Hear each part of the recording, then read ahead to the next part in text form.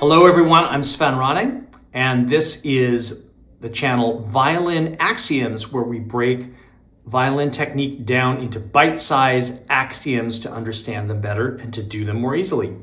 Be sure to subscribe to the channel so that you get all of the axioms and learn how they all fit together. Today, we're going to work on memorizing arpeggios in D major and minor. And in the last chapter of the channel, we did D major and minor scales. Now we're on to the arpeggios. For reference, I'm using the scale patterns as they exist in Carl Flesch's scale system or in Barbara Barber's scale system. And we were talking last time a little bit about keeping your fourth finger over the fingerboard. It's a little trickier with these reach issues, so be sure to bring the instrument closer into you to sort of that you feel more comfortable with it. So bring the baby to you. You might remember me talking about that. For the arpeggios, a couple of other challenges are when you get to the top,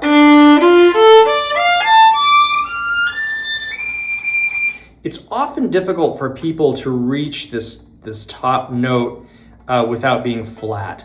And I have a couple of techniques to help with that. One is that when I make this final motion into the top position, I'm going to really move up and around kind of in a hoop in the shape maybe of an airplane flying over the pole. So I like to call this the flying over the pole. Up and around. And it's really important that I do the up before I do the around, okay? So I have to raise my elbow and then come around. If I try and come around and then raise my elbow, you can try this yourself. If you come around and then try and raise your elbow, you can't raise your elbow very high. So you really need to raise your elbow first and then do the come around bit. So I call that the flying over the pole. And then sometimes even this last little, depending upon the length of your fourth finger, even this last little bit is challenging for folks sometimes. So if you also think about that final reach as rather than reaching in a line, which tends to make your finger, the stretch, kind of a tense stretch, if you actually also think about that, reaching in a hoop from the bass joint, reach in a hoop, reach in a hoop. It just gives you a little bit more extendability in each of those joints as we're moving along. So I am going to be reaching by flying over the pole, right? Going up with the elbow first and then going around and reaching in a hoop for the last thing, for the last note. One last thing to say here. Notice that I'm not lifting these fingers in order to reach. I'm going to leave all the fingers of the top octave down. And the reason I'm doing that is because I have to come back down, right? So I don't want to lose all of those notes that I just found for nothing. Okay. You've seen me do the say and play method in different chapters before, so I'm not going to do the say and play so elaborately this time.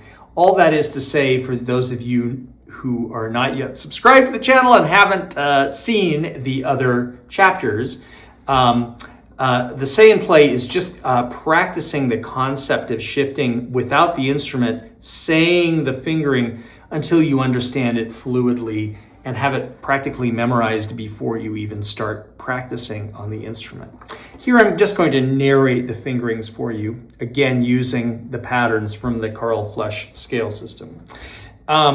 So, not necessarily the fingerings from there, but the patterns from there. Okay, so for minor and major arpeggios, the fingering will be as follows. On the G string, 2, 4, on the D, 2, and only 2, then on the A, 1, 1, 3, then on E, 2, 1, 3, 4. Okay. The way down it will be different. Okay. So coming down it will be 4, 3, 1, 4, 1, all on E, then on the A string 3, 1, then on the D string 2, then on the G string 4, 2. Okay.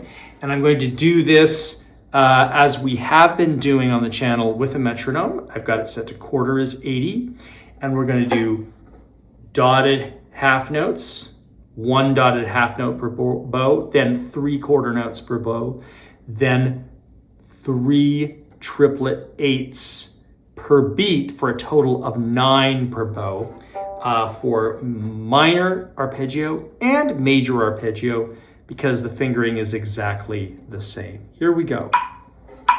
D minor in dotted, holding a dotted quarter.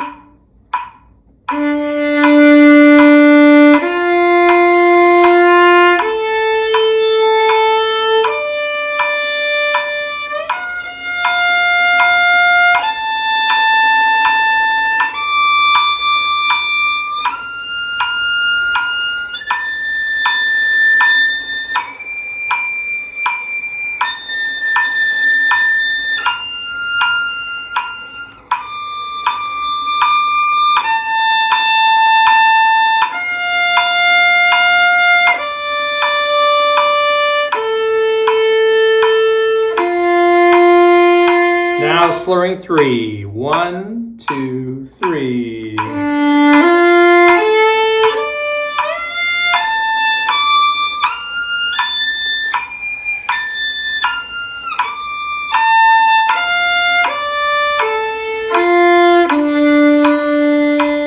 Now slurring 3 triplets. 1, 2, 3, 2, 2, 3, 3, 2, 3.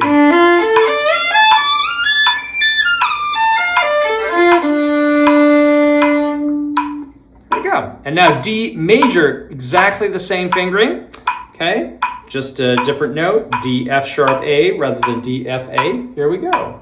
1, 2, 3.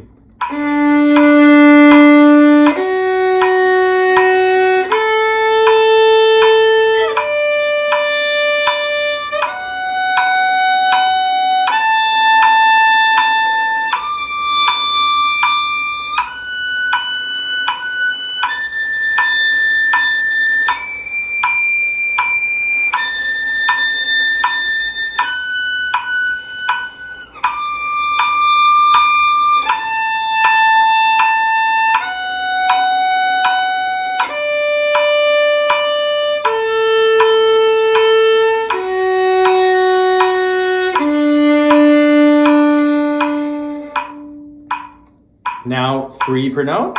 1, 2, 3.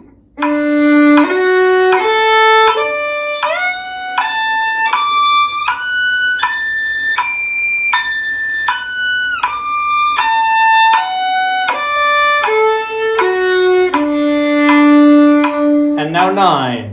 1, 2, 3, 2, 2, 3, 3, 2, 3.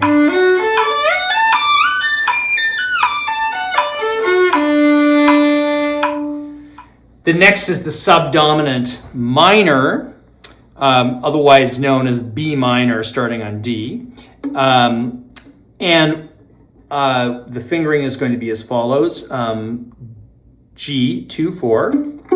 Now D, just the 3 in this case. Then on the A, 1, 1, 1, 4. E, 2, 1, 3, 4. And then coming down, 4, 3, 1, 4, 2, 3, 1 on A, 3 on D, 4 and 2 on G.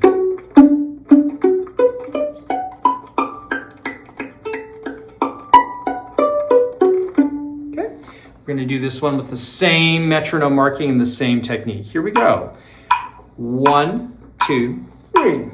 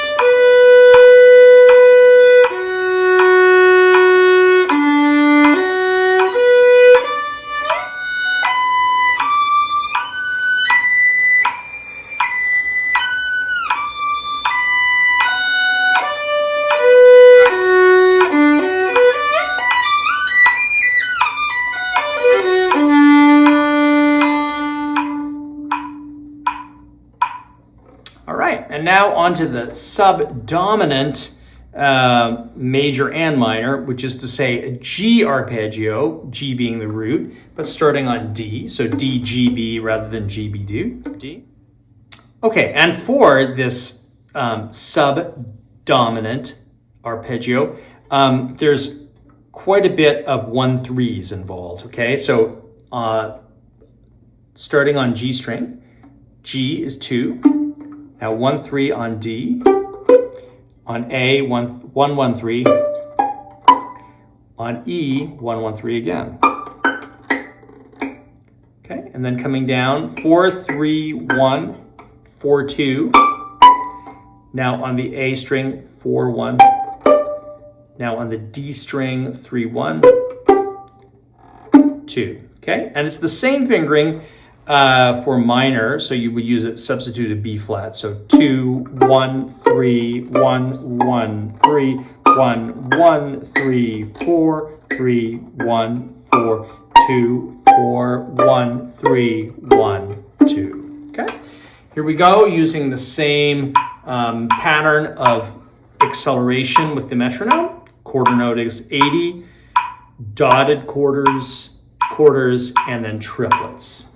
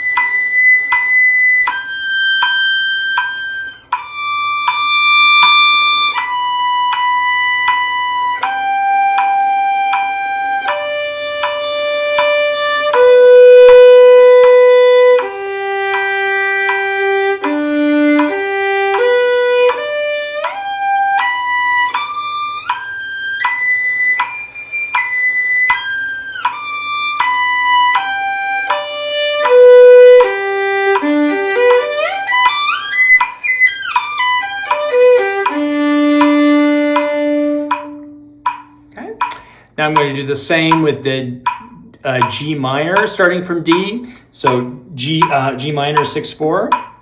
All right, so B flat is the only change. Here we go. 1, 2, 3.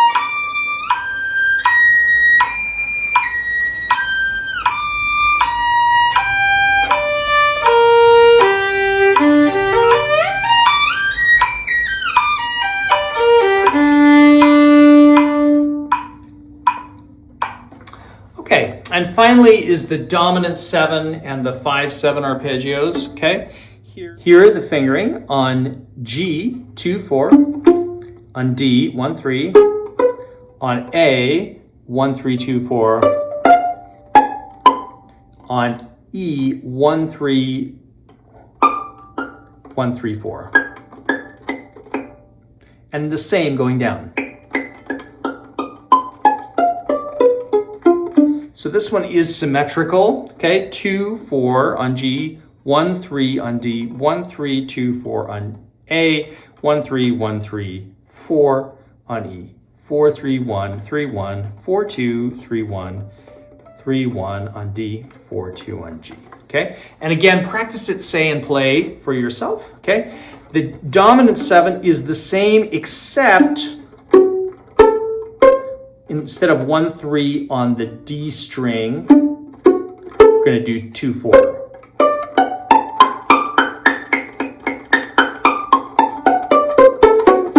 Otherwise, it's exactly the same. Okay? We're going to do both of these, counting 4 per bow, then counting half. Then we're going to do half notes. So 2 per every 2 beats, slurring half notes, and then quarter notes. All right, here we go with that same quarter note equals 80. Here we go. 1, 2, 3, 4.